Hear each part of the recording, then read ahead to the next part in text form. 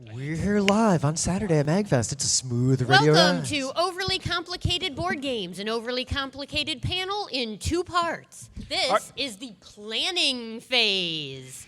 Where do overly complicated board games come from? All right, every fourth person clap.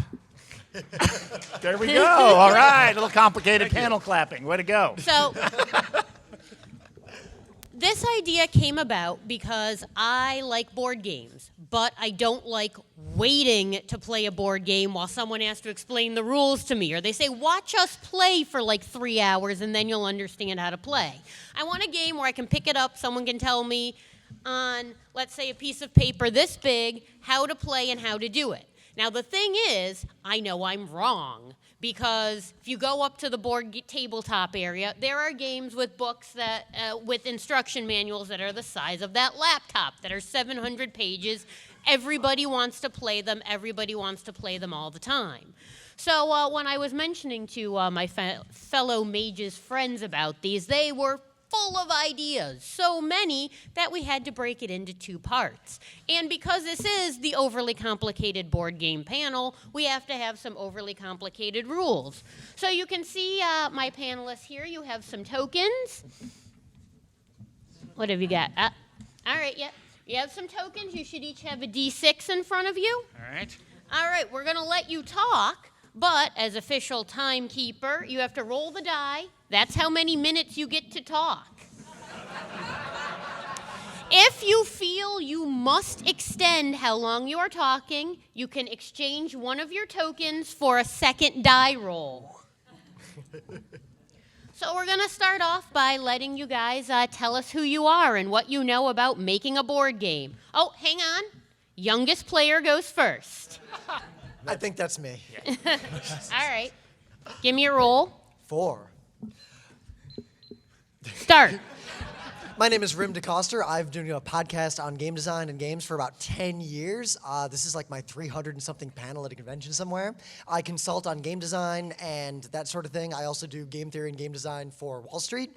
And I'm the executive producer of a game company that makes visual novels. Oh, you still got like 3.5 minutes. All right. You want to tell us some stuff? I very much enjoy extremely complicated board games, provided that they are elegantly complicated, such that, like a good example would be some of those old war games, like really old, horrific war games, the kind of game that comes in a 3-ring binder instead of in a box. Those are the games where, like, when there's a conflict between tanks, you don't just roll a bunch of dice. You start consulting historical references to figure out, like, armor depths and, like, facing. And those games, I actually really enjoy them, and they have their place, but at the same time, they're not really ortho games in a traditional sense. It's not like if I beat someone at a really complicated asymmetric simulation war game that I won the same thing that I won if I win a game of chess. It's more like I'm experiencing this emergent simulation behavior, and those games do not have much of a place at most conventions, I don't think. And what do you think makes those games so good but not available at conventions? What's the thing that does it? The thing that does it is that those crazy games feel very, very real. Like you feel like you are a general. Like you send your troops into the fray, and you're really not sure what's going to happen. You've got a gut feeling. Maybe you've got some statistics to back it up, but it's more immersion. You're trying to see what story emerges. Like, can the South win the Civil War? Let's play it over and over and over again. For the record, one of the games I have the most tremendous problem with is Axis and Allies. Once again, I know I'm wrong. Everyone but me likes Axis and Allies, right? No? Oh, excellent. What I don't like about Axis and Allies, the Allies win. We already know. Game over. You just ruined that for me. Spoiler alert. All right, so now we'll be moving to your left. Sure. Roll your die. Okay. 2. All right, I'll be quick. Ooh. All right, my name is Luke Peterschmidt. I've been in the tabletop game space for about 22, 23 years as a professional designer, brand manager, executive, whatever. I designed Bakugan, if any know what Bakugan is, which is fairly complicated, but not too complicated. I personally, in my life, have noticed that I used to love complicated games, and as my life and my lifestyle has changed, I'm less and less interested in them. I'm more into the fast in, fast out, and the people I surround myself are more comfortable with that as well, so I find this a fascinating space. Particularly, I find fascinating that hard-to-learn games have more loyalty because they're hard to learn. It's one of the only things that affects both barrier to entry into a product and barrier to exit. Because once you've taken the time to learn how to play a complicated game, you will make yourself believe that was time well spent. And that will make you less likely to leave that game because you put that time in. It's one of the few factors that hits both of the barriers. Right, you got a minute. Anything else to say? Oh, I brought this game here to show you how elegant and simple a game can be. This is Battle Cards. This is a complete game. You can pass that down to our host. I think she'll like that. It's fun. It's scratch off, and all the rules are on a single card. Yay! So that game went out of print. I bought as much of it as I can. I think it's hysterically fun. Great bar fodder, great fun fodder in 3 minutes. That's the micro game of the physical card game world. Excellent. And our last gentleman. One. Oh, Can I rebuild my character to have a luck roll to re-roll that? I'm just asking. Time out. I'm talking to the GM. Okay. Could I do that? Can I retcon that? Well, geez, the rules are really confusing on that. I think we're going to need to put that to a vote. If you get a 1, can he roll for luck for another roll? I think the no's are overruling you, buddy. Point of order, I want a roll call vote. Point of odor, you smell. Point of All right, Chris, go for it. So I'm Chris Hazard. I'm as the guy who made Acron, the time travel RTS, where the grandfather paradox is a game mechanic. I don't know what an overly complicated board game is, so I don't know what we're doing in this panel.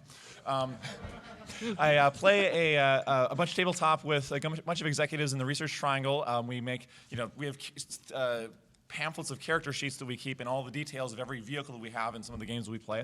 I also, in Hazard Software, we design strategy-level serious games. So they're super advanced simulations that we make for the, large corporations, and those are super complicated. So I'm used to being in the weeds.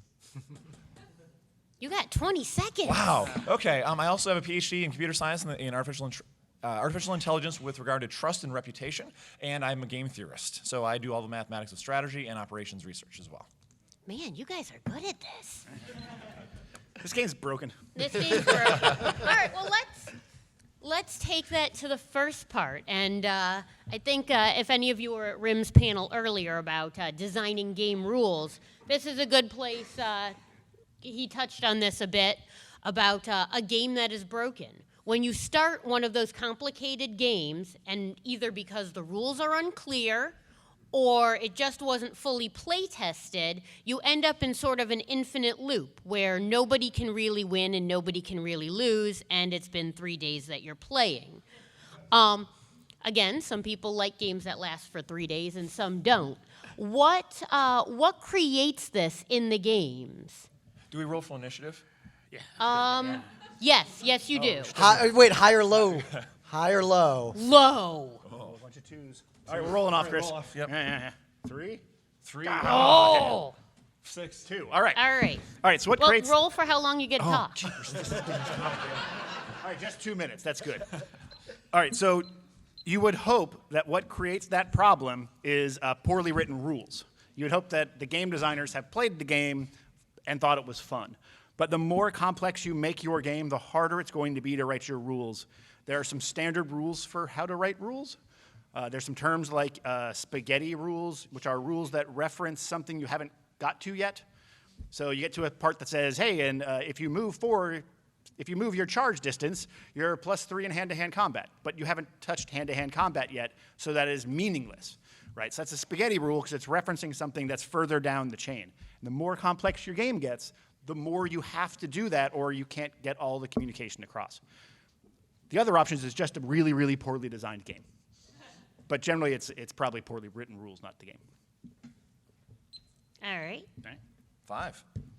All right. So I think a big part of it is that game design is really complicated to begin with. If you look at game theory, coming up with the Nash equilibria is an NP-complete problem or an NP-hard problem. So we're saying you need, in certain cases, to throw vast amounts of supercomputing at it in order to get anywhere on it until the heat death of the universe for some of these problems.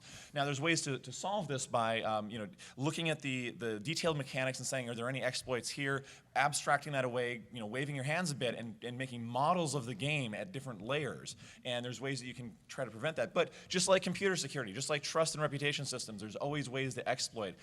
It's kind of like you can do denial of service attacks on games. You can do exfiltration on games. You can tie them up in these different deadlock states.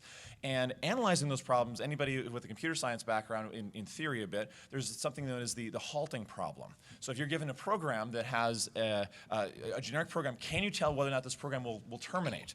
Let's say the program is, it'll count the numbers from 1 to 10 and sum them and then print that out. Okay, that'll terminate. You can analyze that. That's pretty easy. But what if the program looks for a string of 947 sevens within pi? Does that exist? Well, will that program terminate? We have no idea. And many of the problems in tabletop design and game design in general, when you're talking about these computable systems, when you have these very complicated systems where you can chain them together, these axioms, and make it's a language, it's a process that you're creating within the game. When you chain those together, you cannot compute whether or not you can get stuck in a loop or not. What you can do is you can model it, you can abstract it, and say is it likely to do so. But I don't think that it's a challenge as a game designer. And even as if you release a game that's been well validated, you've run all these models, you've done all your homework on everything, there's always a chance that when 1,000 people go out there to play it, somebody's going to find that one little trick that breaks the game. A good DM can mitigate that. And sometimes you need to take a vote, or you need to kind of metagame to figure out is the game broken. And I think the best experiences I've had in tabletop are when the people all kind of understand game development and game design to begin with, and we can have conversations about that. And if there ends up being a rule that really feels awful in the game, then we'll make a modification to it. Now, since you still have 2.5 minutes, what happens when you know a little bit about game theory? That sucks. There's actually, I think, a bit of a backlash in the game design industry and also in the tabletop industry of people who've used game theory.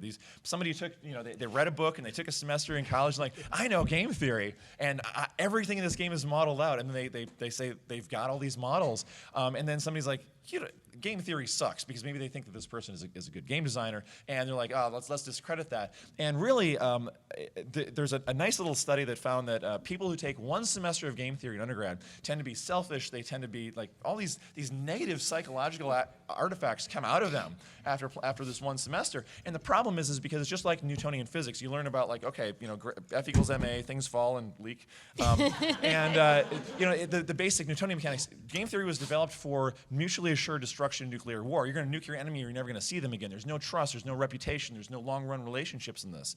And you don't get to that in game theory until you're to the grad level classes. So it's actually more dangerous to know a little bit of game theory without knowing all the operations research, without knowing all the various solution concepts and those sort of things, to know the limitations. It's like when you know a little bit, you don't know the bounds of your knowledge and how tight they are and how many assumptions you're making underneath the hood.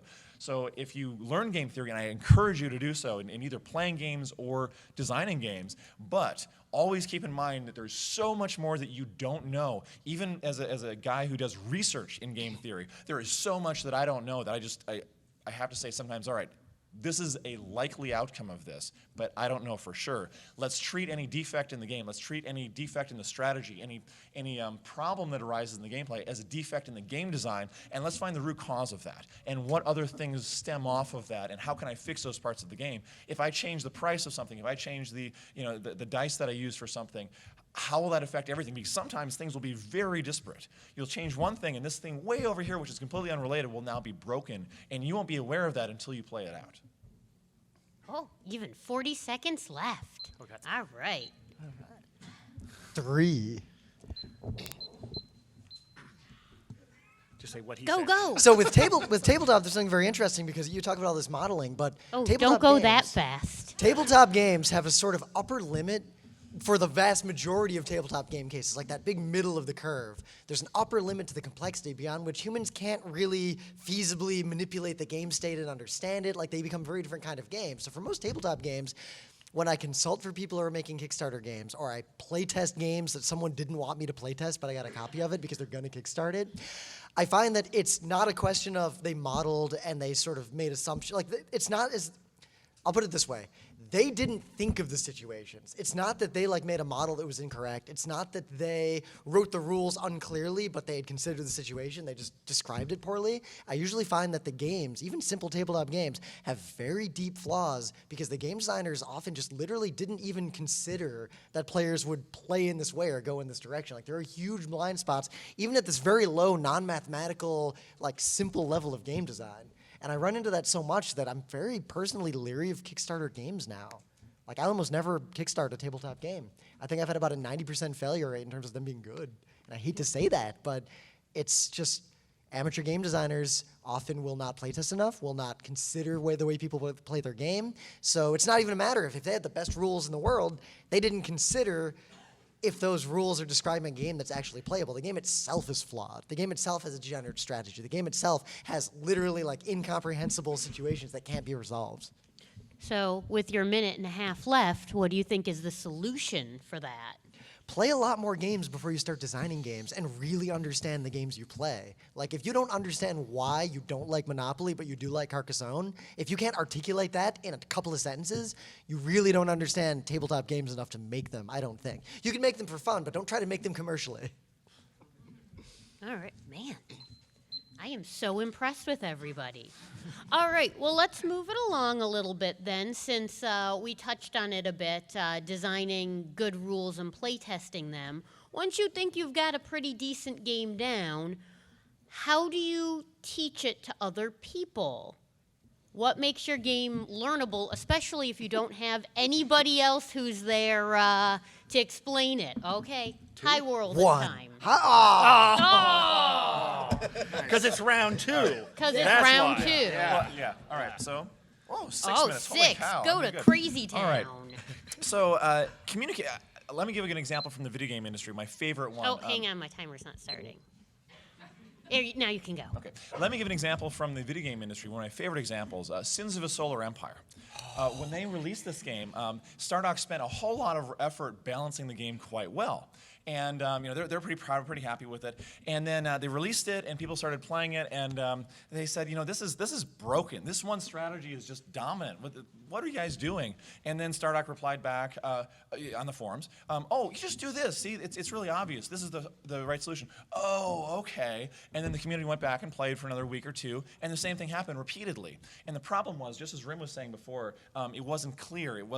They did not make it clear what was the right state or the right action to do in different game states. And that's why so many games, like, you have this fire guy who's like loaded in fire, and it's very obvious this is fire, and the ice guy, and how they'll interact. The reason they do that is because you need to know as a player what to do in any different situation. You need to know that feedback. If you have no idea, you're like, well, I can kind of do this, kind of do that. That's okay for a little part of the game, for some uncertainty, for some risk, but generally, if you've got more than a little bit of that in your game, it feels bad because it's like, I'm just floundering. What am I doing? I might as well just be rolling a die.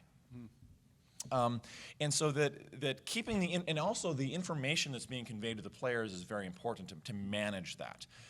Keeping from an information theory perspective, how much do I need to describe something for you to have a picture of it, for you to understand it? There's a whole lot of mathematics behind that, and even in how much you'll be surprised by a rule, how much you'll be surprised by a game state, and keeping that manageable. There's never, to my knowledge, and some of my friends' knowledge, there's never been a tabletop game that's been commercially successful in which the player does a multiplication of 2 die. Now think about that. Okay, you have things where you multiply it by a table. That's kind of rare, but usually you just have a lookup table. And that simple extra task, for whatever reason, mentally is too much for people to want to buy the game, for the game to be commercially viable. Even though if it's just a couple of small die, and it enables a lot of different like exponential, or actually geometric distributions of results. So tabletop designers just use tables, and most tabletop designers, at least that I'm aware of, aren't particularly great at articulating these. Just like what Rim said, they're not mathematicians. They're game designers who might have picked up a little bit of math along the way and looked up a few things, but they're not mathematicians. And just knowing these sorts of things, what sorts of curves, probability curves, are you giving for things? How do the relationships of strength stack up against each other? And then again, beating the player over the head, making it very obvious with how things will react differently. Now, how do you teach the player? Well, to begin with, you have to do all of that. Otherwise, it's going to be impossible to teach the player how to, not impossible, but you're going to spend 5 hours teaching the player to play the game if you haven't done everything that I just said. Now, how do you teach the player how to play it after that? I think it's very important to take lessons from the video game industry of back in the 1980s. What do? You read the book. Okay, here's the combination. Here's what I do. And nowadays, you see a big thing that says press right to run right, basically. And doing those sort of things within a game and having the player, well, it depends on what type of a game you're making. If it's more of an RPG, then some sort of a leveling up progress where you unlock the mechanics piecewise. But even if it's a tabletop game, and I think Rim is, more of a board game. Rim can speak much more to this than I can. But making sure that there's accessible levels. Like you can start playing the game and it's pretty obvious of what to do, and it's pretty obvious how to chunk the things together. And once you do that, then you can keep people have short attention spans. Nowadays we like to read little blurbs of text. So how can you communicate the next step in a game in a short bit in a paragraph or two?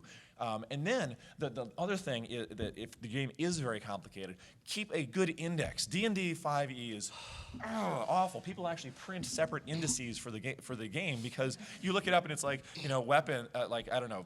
Just pick something, like some sort of spells aren't even in the index, by the way. But pick some action like grappling. It says see also something else, and okay, see also this, and you're playing a game looking through the index. That is cringeworthy.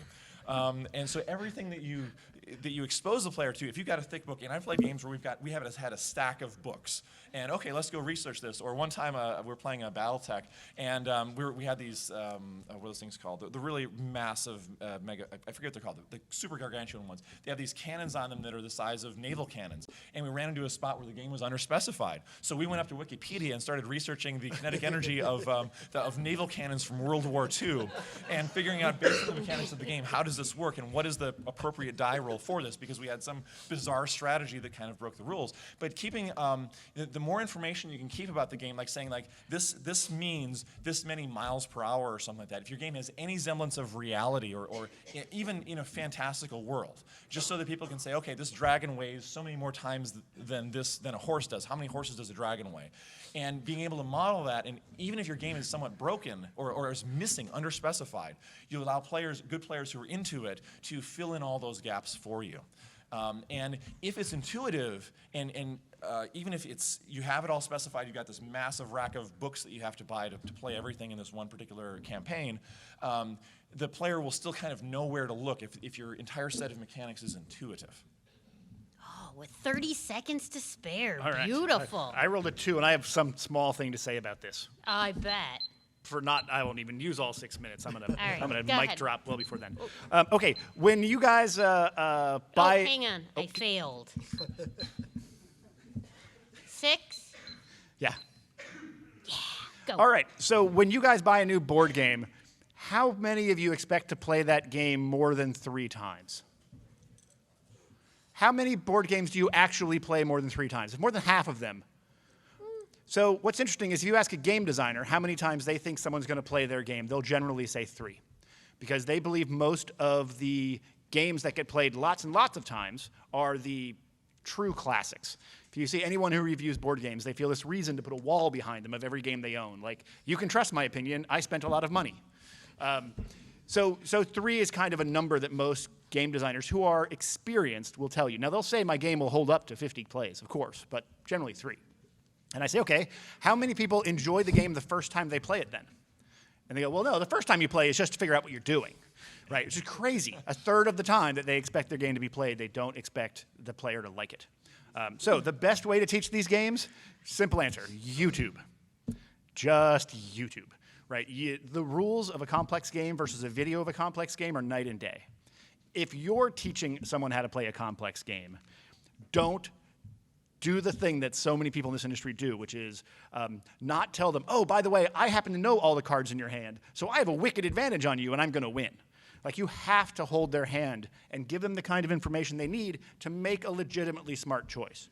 Don't say, oh, there's 10 things you can do, pick one. Say, oh, there's 10 things you can do, but it's turn 1. So you probably want to do thing A or B. It's just better for you in the future. I'm not going to explain to you why. It just probably is. A is going to make you a little more of a naval power. B is going to invest in technology. But this C thing is crazy. Don't do a C through F. You have to hold their hands and help them along, because if they have a miserable time, they're not coming back. First time I played Game of Thrones, a tabletop game that people love, I'm like, done with that game. Are you kidding me? It's like turn 2, and I'm like, I have 2 spaces, and I spend 4 hours watching everyone else play. Another challenge of overly complicated board games is they tend to have lots of players. They tend to be like 3 to 5 to 6 players. And one of the terrible things in those games is they like to avoid player elimination, so they think they avoided player elimination, so that's good. Instead, I'm just going to let you know, by the time you figure out the game on turn 3, you have no chance of winning ever. And now you have to sit through turn 3 to 10, watching the game go, knowing you can't win because you screwed up on turn 1, because no one told you, you might not want to do thing C. That was a bad idea. So videos, and then you got to give people play hints. They'll never figure out how to do it right. Oh, are you done? You still have 3 minutes. Okay, I want to talk about broken real quick since I wrote that down. So broken and non-functioning, generally just 2 different things. A broken game is one where you can win by interacting with the game in a way that designers didn't intend you to. Non-functioning is a game that just doesn't function. Like, you get to a point and you're like, well, what happens when this thing happens? And you look in the rule book and you're like, I don't know, the rule book doesn't tell me what the mass of a World War II naval gun is. So Wikipedia, that's a non-functioning game. A broken game is basketball before they had the lane violation rule, right? And they just had one big muscly guy underneath the basket who muscled everybody out and got the rebounds, and then probably the same guy was responsible for goaltending in basketball, which is the ball's about to go in and I'm so tall I jump up and I take it out before it goes in. Those games were broken because the way to win was not to interact with the game in the way the designers wanted you to interact. So when you think about games, try to separate broken from non-functioning. Well, so since you still have 2.5 minutes, let me ask you about a game, Flame War, which I think is one you made? We published it. It was designed by Andy Chambers, who was the guy who designed Starcraft, creative director for Starcraft 2, and almost all of the good Games Workshop 40K stuff, the early stuff. He worked there for 20 years, yeah. So it's a game. I like it. It's fun. It's not too complex. Nope, fun the first time you play. Yeah. Maybe the second time anyway. I played it. But when I was playing the game, I think the 3rd or 4th time I played it, we ended up with, I can't specifically remember what happened, but we had 2 chat channels, as we called them, that couldn't be closed. They just couldn't, and we just kept building on it and building on it and building on it, and something about the way it was in there, we could not close it. We were stuck in an infinite loop. So that would be non-functioning? Non-functioning. But my guess is that we just wrote the rule poorly, because that shouldn't actually be able to happen. That's what we thought, but we couldn't. And we don't have a good video for that game. So here's a guy telling you to make a good video, and I don't even have one. You don't make one. Yeah, well, fair. now you know what we need to do later on today. We'll play Flame War today. Excellent. All right. It's a good game where you play a forum moderator trying to control the internet. All right, so I rolled a 4 for my. So before I get into the heuristic stuff that they were both alluding to, in terms of making the videos, I think a reason why a lot of games don't make the videos is that it's easy for me to make the video for like something I did, but when I'm making a Kickstarter video or a learn the rules video for someone else's game, usually the game designers are not public performers, they're not like good public speakers, they're not the kinds of people who can sit in front of a teleprompter and do that. So it took like an entire day to make the Here's How to Play Swords and Strongholds video with Luke Crane and David Peterson. And I have 6 hours of outtakes for 12 minutes of video. And that's just the way video is, sorry. Yeah, but video, it takes 4 times longer if the people that you're making the video of, even if they're experts in their domain, if they're not also media professionals. Like if they don't know how to use a teleprompter, it's harder to use a teleprompter than you think. Like that's a skill. But what they were both alluding to is the idea of heuristics in games. And if you're all budding game designers, there's a book that I cannot recommend enough. It's called Characteristics of Games. It's written by Richard Garfield, Elias, and I forget the third guy's name. Sorry, dude. But Richard Garfield, Magic the Gathering designer. You probably all know who he is. And this is sort of like Game Design 101. And he started building a lexicon of the terms that game designers can use to describe the concepts that we all know, but didn't articulate. And at the end of the book, it starts to get into the more useful, or not actually useful combinatorial game theory, but what real game theory is and what the math would actually look like, and it's very accessible even if you have 0 math knowledge. And you don't need that math knowledge unless you read the appendix. But the terms it uses, heuristics. Humans cannot keep the state of anything more than a very simple game in their head. Like tic-tac-toe, you can keep the full state of the game in the head. The state you're thinking of is identical to the state down here. But if you're playing chess, no human will ever hold the full state of a game of chess in their mind. You use heuristics. You make your own simplified model based on the inputs and outputs and stimuli you've seen. So you're modeling the game in your head, and then there's the actual game. And they're not a one-to-one correlation, but they can be pretty close. A good game has simple heuristics and complex heuristics that are apparent to the player. Now, he separates into positional and directional. So a positional heuristic is knowing who's winning or knowing how well you're doing. And a directional heuristic is knowing what to do next. Based on what I know, should I do A or B? Based on what I know, is C the worst idea in the world? So I'll use a video game example, Mario Kart. A level 0 positional heuristic is it shows you first place, second place, third place, fourth place. So whoever's in first place is winning. A slightly more advanced heuristic that a player might figure out is that the guy in second place is actually winning because the blue shell is very likely to appear at some point. So you're thinking of this model of like, player 2 is winning unless player 1 is too far ahead. And then as you make these more and more complex models, it takes more cognitive load on your part, so you need to come up with increasingly elegant models in your head. And games that feel good the first time you play them, and the third time you play them, and the fourth time you play them, are games that have many levels of these heuristics, so the game always feels novel. You always feel like you're growing. You're starting to understand the game better because you're making this more complex model in your head. And what I think is interesting, and I'll just say it in your last 40 seconds, I'll steal it, is that you talked about heuristics, and we mentioned this when we were talking online. You're applying it in sort of the computer science method, but out in the world of literature, that's thinking of something that a person or a character discovers on their own, sort of by surprise through the course of doing things. And I think a good complex game is one that isn't complex at first until you start playing it. One of my favorite examples is, oh my mind, it's not Ticket to Ride, it's the other trains one, Transatlantic, which seems very simple at first, but becomes complex once you start playing it and you discover it, oh no, on your own.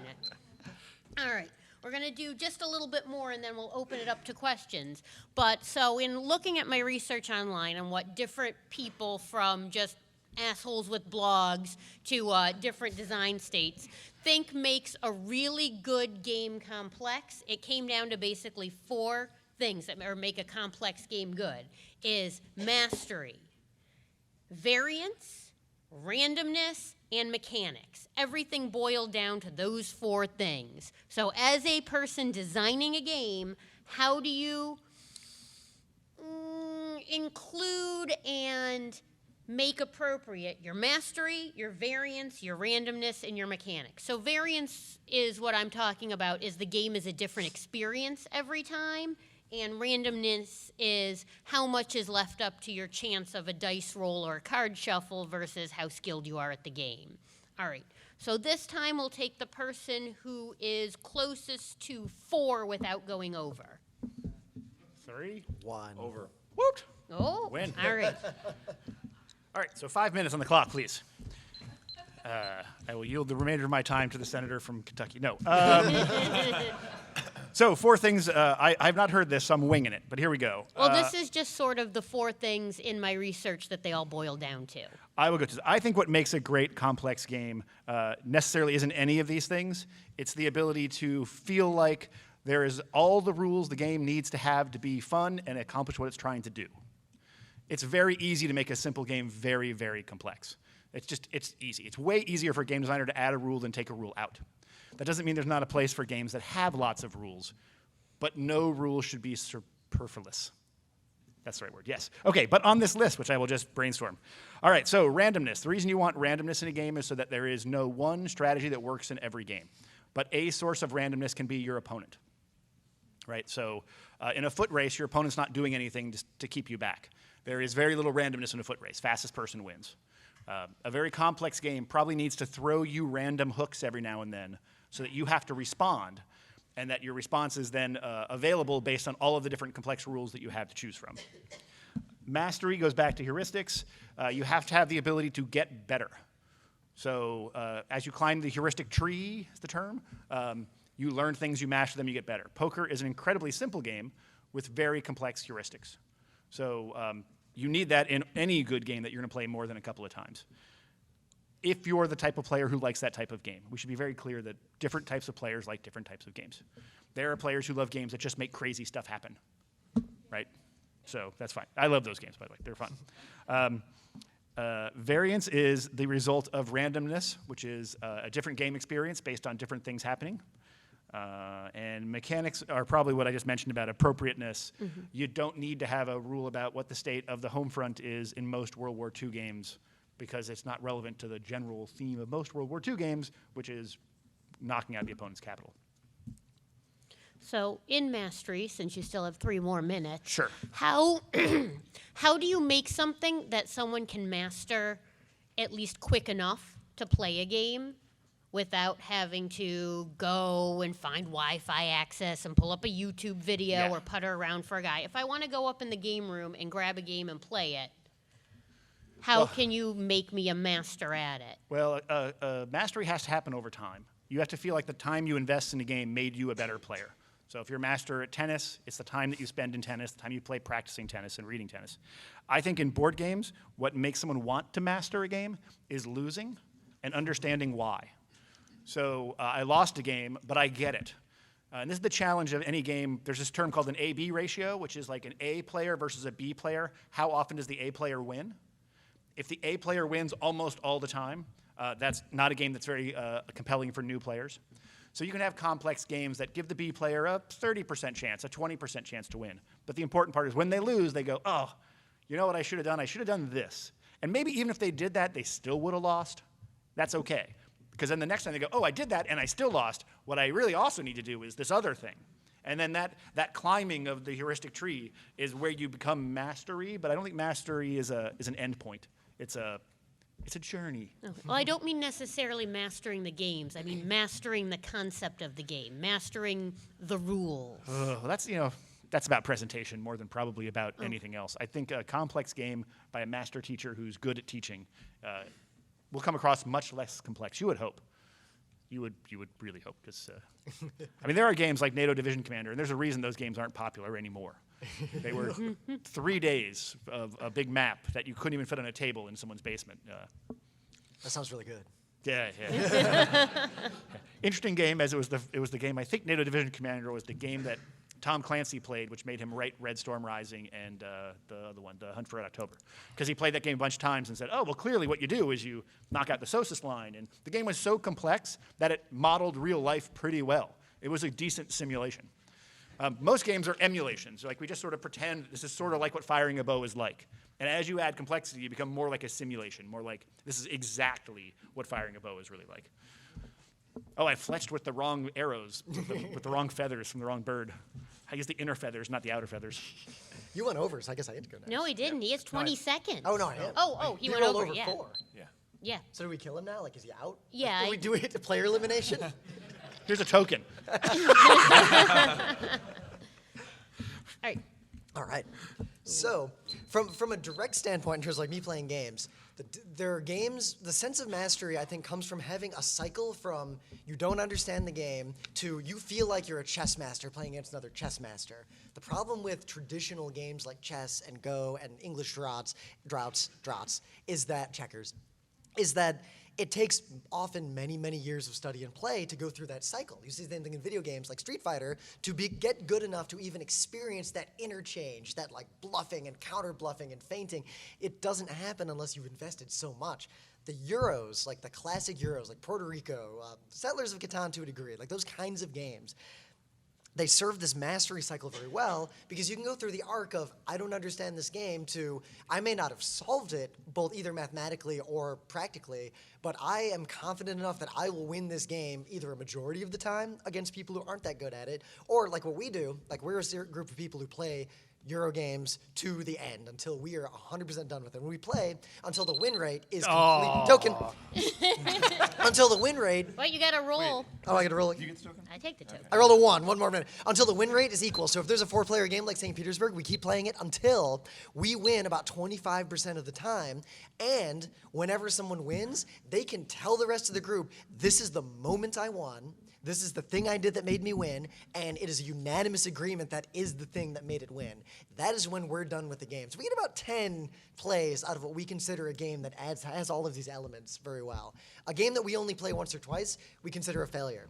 A game that we play once and someone runs away with the game, we're intrigued by it, because that means one of our friends figured something out. They got a higher level heuristic way ahead of the rest of us. So now we're obsessed with beating them. So to this day, Carcassonne, I win against our friends like 80% of the time, and they can't figure it out. It's just the farms. That's all I do. It's nothing special. And in terms of randomness is a very good way to seed variance, make a random setup of the game. Like in Puerto Rico, the only randomness in the whole game is you reveal what plantations are out at the start of the game. That's it. Nothing else is random. And it's the best board game ever designed. Okay, so I spend a token to re-roll to get under 4? Is that what I do? Huh? No, you can just re-roll. You just go last. Oh, okay. 1. All right. So let me talk about. I'm just going to spend another token to begin with, and roll again for more minutes. 6. All right. So I got 5 and plus so 6 total. So randomness. There's different ways to measure it. I won't need all 6 minutes, but let's say for example, which has more randomness, Candyland or Cyberpunk 2020? Well, if you're going by number of die rolls or number of random events, Cyberpunk 2020 is far more random than Candyland, but you can't do anything in Candyland. You're moving along based on randomness. And in addition to that, think, for example, games that have exploding die where you roll a 20 and then you get to roll again and add to it, or you roll a 10, you get to add to it, or if the chance that you roll a 1, you fail, but everything else is fine. Well, there's an amount of randomness within that. Another example is if you roll a whole wad of d6s and you add them all up, now you get more of a normal distribution, a bell curve, and so you're more likely to be in here, and it's rare that you'll get the edges, just like an exploding die. Actually, exploding dies are more of a different distribution, but you can have those sort of different extremes. So that as a game designer, you can say, we know that we'll add more die, we'll just ratchet the numbers up a little bit, even though that there's a cost to that, because now the players have to do more addition, makes your game a little bit less attractive, and if you're rolling a lot, it makes it a lot more less attractive. But I think it's important to quantify randomness in those ways and have the right amount. Poker has quite a bit of variance, and so going back to the A/B ratios, I think that's super important. But there's also not just that the A/B ratios can change too. It's not just that an A player will always win 20% more or whatever than a B player. How does that curve change as the difficulty progresses? So let's say you've got 2 players who are brand new at the game, but one of them is really quick at developing new heuristics and is a real sharp guy at tabletop games, the other guy is not. What's the ratio that they should win? Versus if you've got 2 experts at this table, they're 2 best people at this game in the world, and they're playing head to head. They're really tight. Are you going to get one of them wins 51% of the time, or is it one going to win 95% of the time over the other one? And that can make or break your game and make it feel fun, because if it's 51% of the time, nobody's going to care. It's going to be more of a casual game and whatever. They're not going to want to master it. But if they can win, if those 2 top level players who are they have almost the same level of heuristics. One person is thinking 6 moves ahead, the other one's thinking 7 moves ahead, or something crazy like that. But if the one who thinks 7 moves ahead wins 80% of the time, that's so much better of a game. And a good example, another example of this is Go. So when I learned how to play Go when I was about 20 years old, give or take, this guy taught it to me who was really, he's pretty good at the game, and he was only in my life for about 2 weeks before he moved jobs, moved cities. And I love this game. This is awesome. So I started teaching my friends how to play Go, and none of them really got into it. So I had this thing where I'd teach my friends to play Go. I'd play a couple games with them, and then I'd move on to the next one. Over the course of a year, I became an expert at beating beginning Go players. I was amazing at it. I had these great heuristics. And then I played one of my friends who I taught near the beginning. I played him a year later, and he just schooled me, even though I played probably 4 or 5 times more Go than he did, simply because my heuristics were all attuned to beginners. That's funny. Yeah, that A/B thing at the top, I don't mean to take your time, but if you think about tennis, the number 15 tennis player in the world, think how good that man or woman is, right? And they will lose almost every time to the number 1 tennis player. Almost every time. So you're right, at the very top end of a good strategy game, the best player in the world is marketably better than even the 10th player in the world. And you get into a situation, especially in tabletop, because unless the game is 2 players or 2 teams or it's just a race, poor players can sort of break the game to where the A player will win 80% of the time in the skill competition. But if there's many players and one player is very poor at the game, we played a game of Glory to Rome the other night. And, we play that game a lot. And one player, a friend of ours, made 2 actions in the middle of the game that literally gave me the game. There was nothing anyone could do about it. It was no skill. It was a tight 3-way race, and it became a Rim wins game no matter what. Yeah. Because he made a very poor decision at one point in the middle of the game. And had he been a less or more skilled player, that was not likely to happen. But he was in this like dangerous zone of adding a lot of variance and a lot of, not randomness, but variance that was unanticipated. Like you don't expect your friend to stab himself in the gut if you're playing fencing. But if someone suddenly stabs himself in their gut, that really changes the game for the rest of the day. Yeah. Now you're playing hospital. Now you're playing emergency room. The game. I'm on the AI Game Developers AI Game Developers Guild, which is a forum where people who write AI for games talk about things. And there's an interesting conversation recently about, now this is video games, mind you, but League of Legends versus Starcraft. Which is harder? Which one will be? Which will be harder to write an AI to beat a person on? Ooh. And the consensus from everyone, and I tend to agree with this, is StarCraft is much harder because there's many sub-problems within the game. You have resource allocation, you have force movement, you have there's so many aspects to it. Versus League of Legends, it's more constrained. It's a tighter strategy. But that said, there's a lot more finesse there. So even if a game has different levels of mastery, are they from heuristics, from managing a lot of different things, or are they skills on a very specific part of the game? Oh, well, like how, so yeah, I brought this up in another panel, but there's an AI that feasibly, theoretically, can beat all humans at 19 by 19 Go now. It's a machine learning, like neural net. Well, it's not all humans. It was the first one to beat a master, a pro, whatever, I forget what there's speculation that it's unlikely humans will beat it, and there's a bunch of games that are being planned to sort of test that out. But there are games, like Othello is a much better example. The black-white game where you flip over. So Othello has heuristics, and it's set up such that humans are very, very bad at this game, and yet there is perfect AI at the game.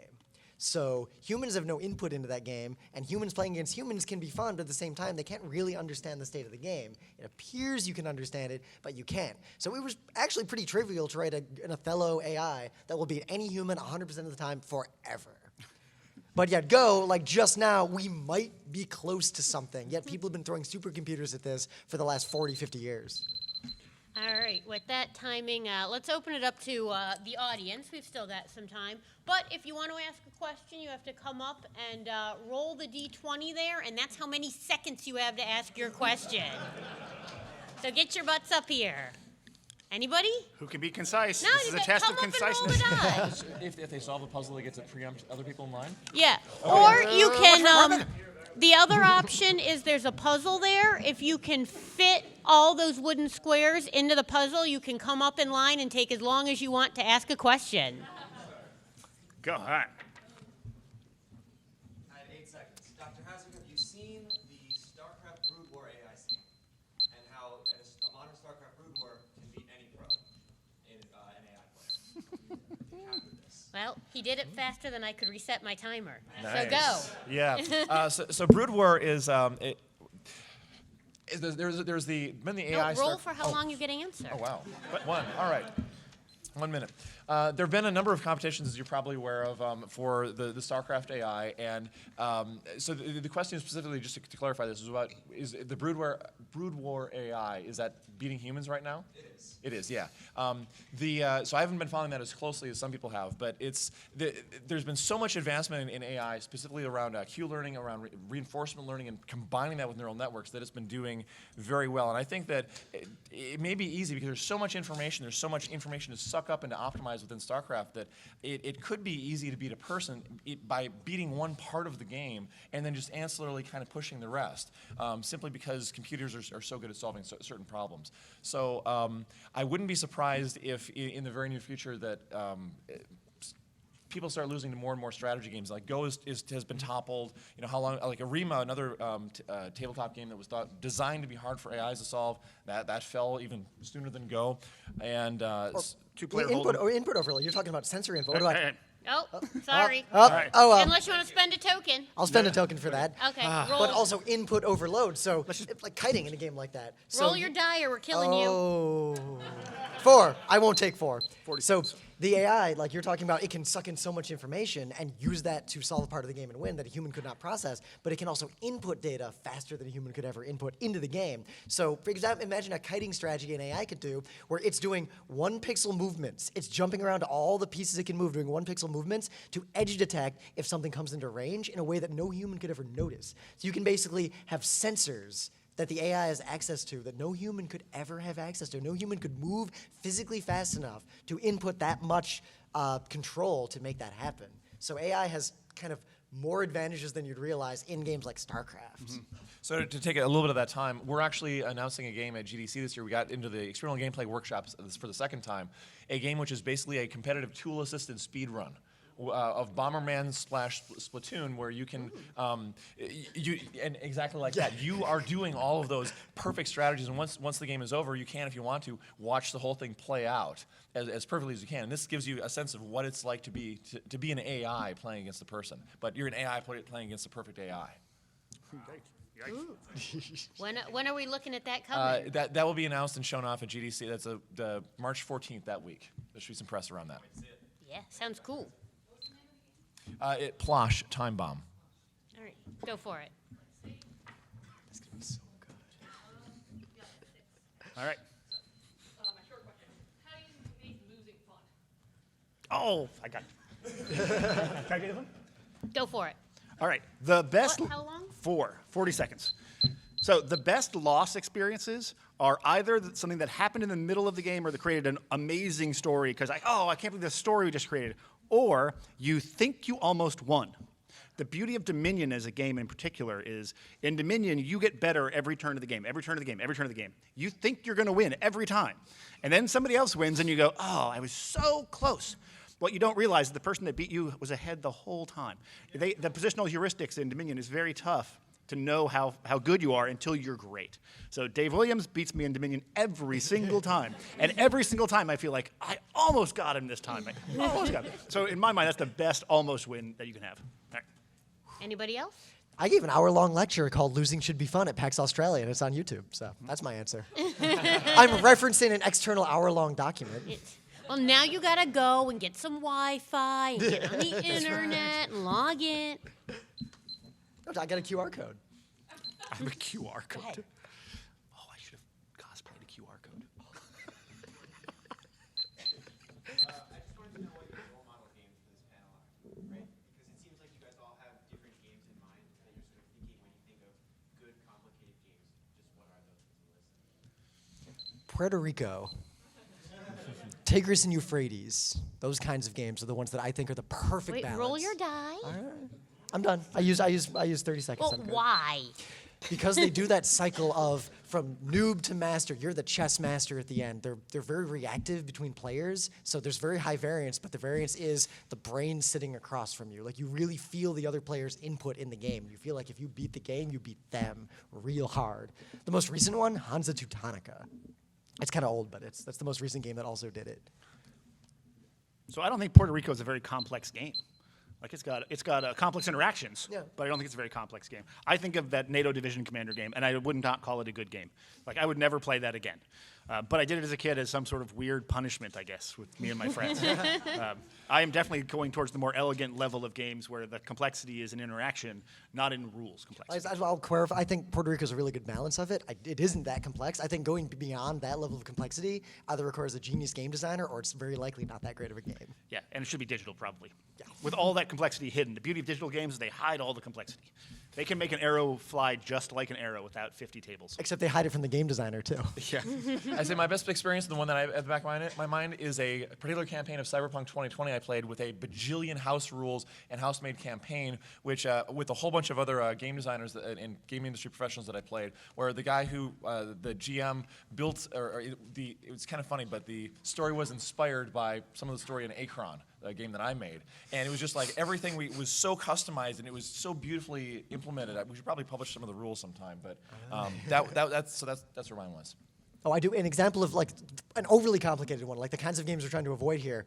I hate to call out it. Ground Floor. It was a Kickstarter game. Really good concept, but it had like 10 different, like kind of different mechanics.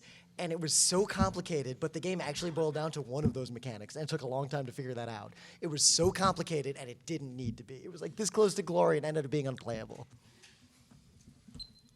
All right, rolling. Go ahead. Like the die rolling for questions. That's actually really good. 14 again. Go ahead. What is the name of that little booster pack you were passing around, and how can I get my hands on it? Battle cards. So that's Battle Cards by Steve Jackson, but not the Steve Jackson you're thinking of. This is This is Steve Jackson from Games Workshop. That cards are often used used to be used in patent defenses of the Magic the Gathering collectible card game patent because that predates Magic the Gathering. You can pretty much only find them on like random, and they're cheap. Like eBay, or if you go to any convention that has like one of those dealers that has all the old collectible card games, you can get like booster display boxes for like $5. Or if you have a problem with the Fun to 11 product, you'll often get some cards back with your fixed dice or whatever because we just throw them in. So it's a trading card game, or Nope. is that the complete game? That's a complete game. There are more pieces than are in there if you want, but basically it's a scratch-off battle game. So I have a guy, you have a guy, we're scratching off trying to kill each other's person, and then when they're done, you can throw the cards away because they were 3 cents and you don't even care.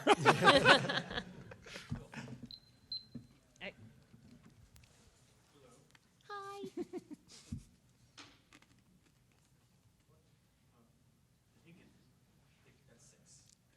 All right, that's going to be a challenge.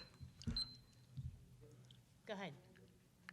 RealTime Games, your opinions and experiences of them. Like Subterfuge? Like that kind of game? Like it takes 48 hours and like just things can happen? No turns. Like everybody Oh, plays okay. at the same time. It's like football? Like hockey? Yeah, so they can't be complex. Oh, sorry. So, I mean, you're right, though. They can't be that complex because humans, Wait, again, we roll your die before you talk. Sorry, we're breaking every rule. You got 10 seconds, so I'll let you go first. All right.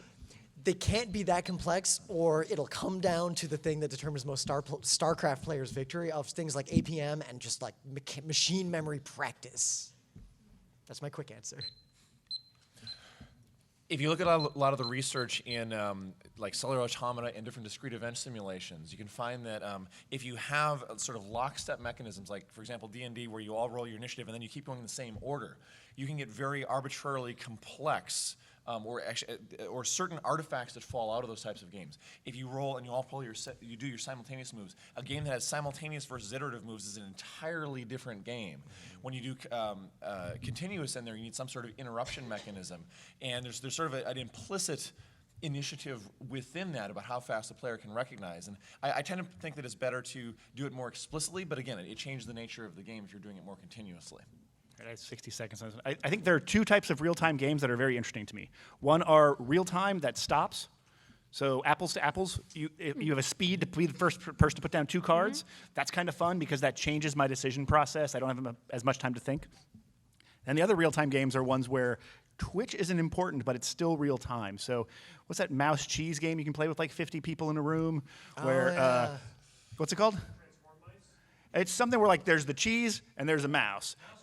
And if I can be the mouse and I tag the person next to me and now he's the mouse. And then we try to get the mouse to the cheese. If you're the person who's cheese, I can go, now you're cheese. And then we try to keep the cheese away from the mouse, but sometimes I'm both. But it's a real-time game you play in a room full of like 100 people. So those kind of real-time games are super fun. And real-time simulations of real-time activities are fun. So playing a football game on a console that plays as fast as real football, it's right? That's the way that should game be done. It's more immersive that way than take a time, scan your card into the reader of what football play you want to do. Oh, look, nightmare. So those are my real-time thoughts. All right. Thank you.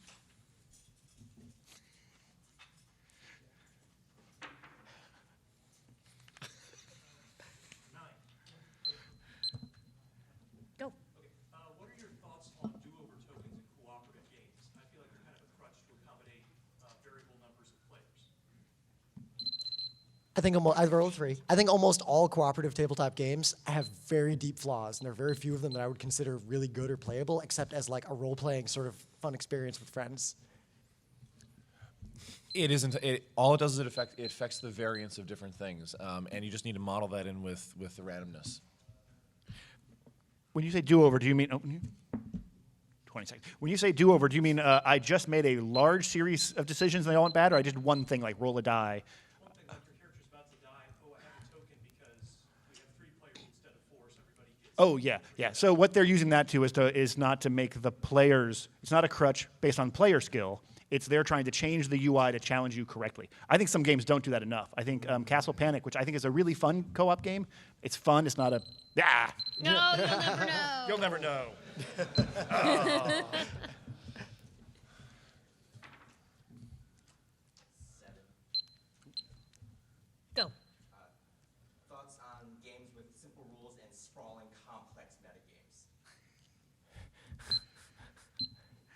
Go.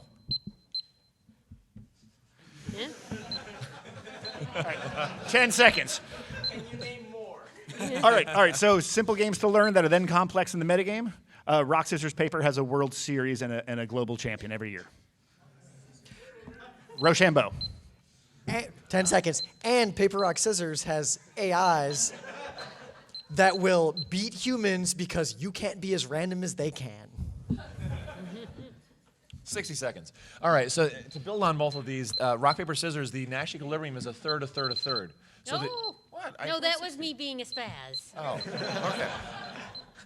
okay. Ruling a third of the time each of the strategies is the optimal solution. However, if you're playing in a population where there's players who are not necessarily like that, the optimal strategy may not be that. The evolutionary stable strategy may be to do these different sorts of things. And for the rock, paper, scissors AI competitions, it's not all seeded with perfectly rational optimal agents. There's randomness sorted in there. So can your AI exploit that and find that? And that it's a total. When you bring in multiple players and you have Bayes Nash equilibrium, it's an entirely different game. The belief of your other players' mental states can drastically change the entire game. I have a half a lecture on that. Yeah. Little kids throw scissors more often. Like little kids, like 6 years old. Like there's a tiny example. Literally.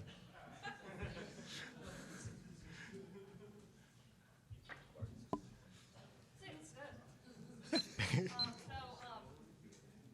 really difficult to make intuitive instructions in any sort of design.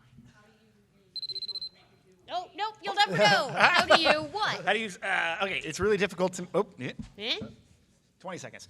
It is very difficult to communicate complex things. People definitely should use charts, examples, graphs, pictures of dice. Look at history books. They always have that shaded bar of color on the side that they pull out for like, here's an example. You know, separate your strategy tips from your rules. Your rules are there to teach people how to play. Strategy tips belong somewhere else. Fiction only belongs on places where it doesn't get in the way. Rules have a point, and that should be their point. But 60 seconds. There is an existing lexicon of symbols, of symbology, of words like orthogonal and diagonal. So you want to use all the ground that we've already covered as much as you can to allow you to have more complex concepts to be described simply. But at the same time, the average, only 15% of adults in the US are literate by many national standards. So you actually need to also be able to define all those terms somewhere else so that your games are still accessible. I'm going to use a token here for 40 more seconds. All right, I worked on a game at Wizards of the Coast. Actually, a group next to me did. A Dune trading card game. And they had a term in their game to ensconce your quasi-fief. And I'm like, what are you talking about? And they're like, oh, yeah, in Dune, you have quasi-fiefs, and they need to be ensconced. I'm like, we're Wizards of the Coast. We own the word tap. Tap your location. Like, what are you doing? So sometimes we say use the terms that people know. Hit point, use it. Attack bonus, use it. Don't invent words for no value, or I'm going to tell you you're ensconcing your quasi-fief. 50 seconds. Use consistency. Use color, shape, icons, and all those sort of things consistent across everywhere you can. When you're beginning the design and the visual of the game, come up with that lexicon. Come up with that list of the vocabulary that the player is going to learn, and use it everywhere. Don't draw all these wonderful pictures and things and say, oh, now the color yellow means this and the color red means this, because now you have to go fix all of that. That applies to video game design as well.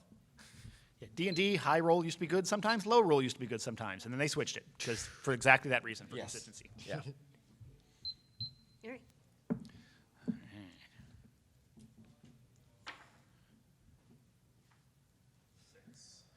Can I use one of the discarded tokens to? Uh-oh, you're almost out of time. Go! 6 seconds. I don't have enough time to ask it. Oh, go ahead. I'll let you roll again. All right. And board game design as it's going forward has more mobile applications that are integrating into the board games. What place do you see them in the future? 3. It's much easier for players to learn board games by trying to play them and having bumpers or someone telling them, no, you can't do that, no, you can't do that. Like Hearthstone, you learn it by dragging the guy up there. A lot of people are starting to learn tabletop games by getting the iPhone version and playing it against the AI when they're in the bathroom. And they learn the game the way that's most fun for them without being a jerk and forcing me to sit there and say, no, you can't just take money out of the bank in Monopoly. That is the best use of that, I think, to merge tabletop and video. Use the video games to allow people to learn the tabletop game, so everyone enters the tabletop space with some degree of knowledge. All right, so 50 seconds. So I think you're talking specifically probably about the XCOM game.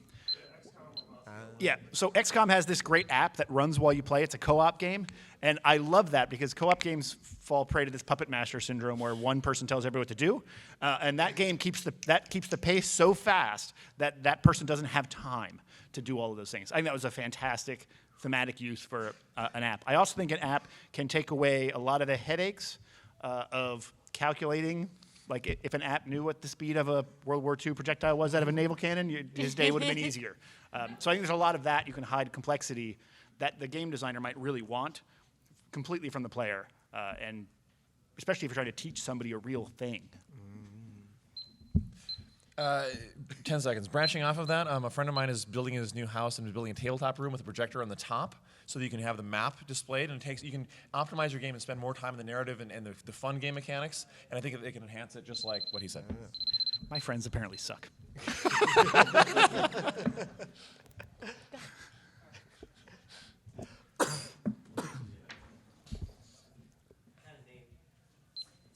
Go for it.